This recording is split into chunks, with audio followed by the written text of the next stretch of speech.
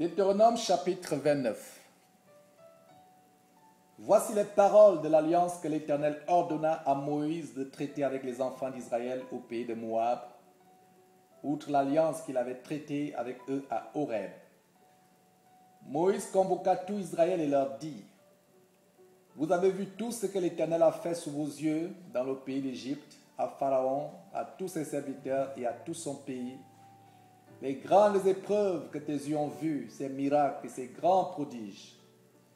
Mais jusqu'à ce jour, l'Éternel ne vous a pas donné un cœur pour comprendre, des yeux pour voir, des oreilles pour entendre.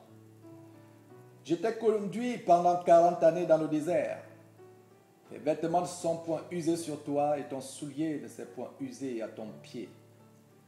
Vous n'avez point mangé de pain et vous n'avez bu ni vin ni liqueur forte, afin que vous connaissiez que je suis l'Éternel votre Dieu.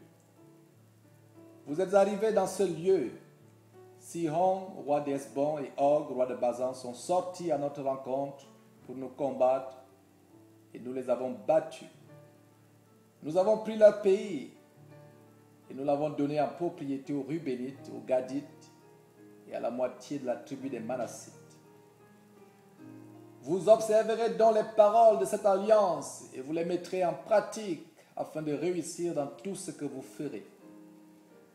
Vous vous présentez aujourd'hui devant l'Éternel votre Dieu, vous tous, vos chefs de tribu, vos anciens, vos officiers, tous les hommes d'Israël, vos enfants, vos femmes, et l'étranger qui est au milieu de ton camp, depuis celui qui coupe ton bois jusqu'à celui qui puise ton eau.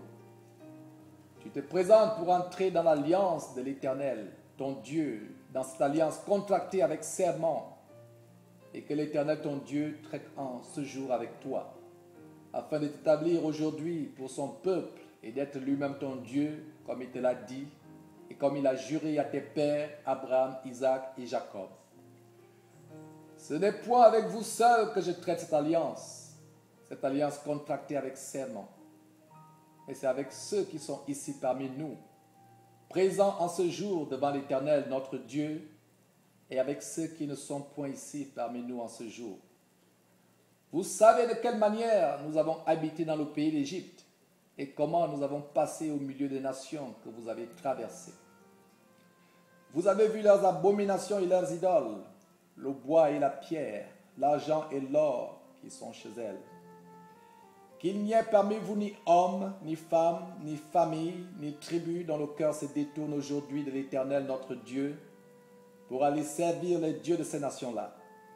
Qu'il n'y ait point parmi vous de racines qui produisent du poison et de l'absinthe. Que personne, après avoir entendu les paroles de cette alliance contractée avec serment, ne se glorifie dans son cœur et ne dise: j'aurai la paix, quand même je suivrai les penchants de mon cœur et que j'ajouterai l'ivresse à la soif. L'Éternel ne voudra point lui pardonner. Mais alors la colère et la jalousie de l'Éternel s'enflammeront contre cet homme. Toutes les malédictions écrites dans ce livre reposeront sur lui, et l'Éternel effacera son nom de dessous les cieux.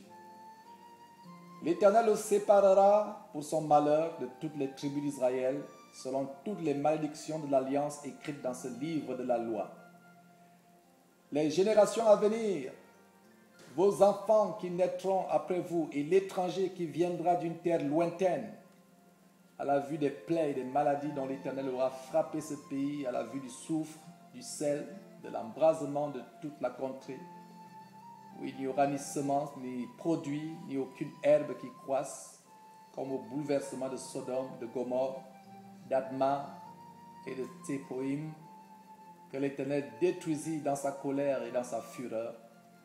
Toutes les nations diront: pourquoi l'Éternel a-t-il ainsi traité ce pays?